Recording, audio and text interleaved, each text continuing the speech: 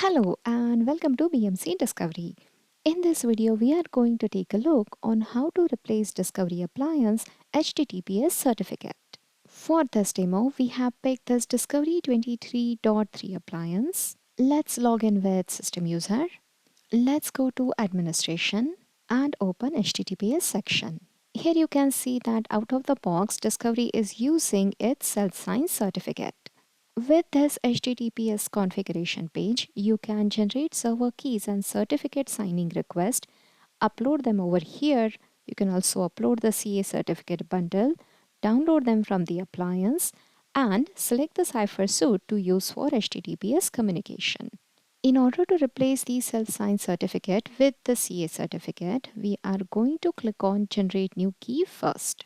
Here we will enter server name, country code, select the state, location, company name, department unit, email address can be optional. Select the RSA key strength. Here you can enter the subject alternative name for your certificate signing request. If you want to specify additional host name for single SSL certificate. Here you can add multiple SAN using a space or a comma separated list of host name. You have to use this in case of a cluster where you need to enter the host name of the coordinator and all the cluster member so the same certificate can be used for all the members of the cluster.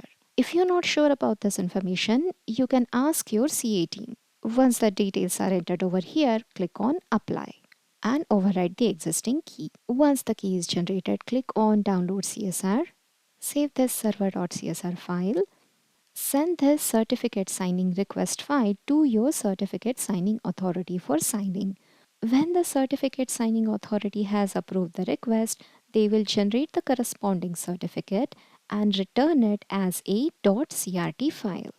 Once you have received the file from your team, click on Upload, click on Choose File, select the file provided by your team, and click on Apply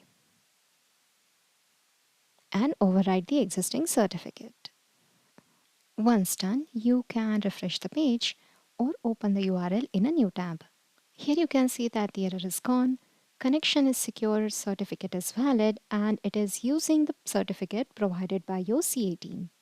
For more information about configuring HTTPS settings, please refer to our online documentation. That's all in this session for right now. Thank you for watching.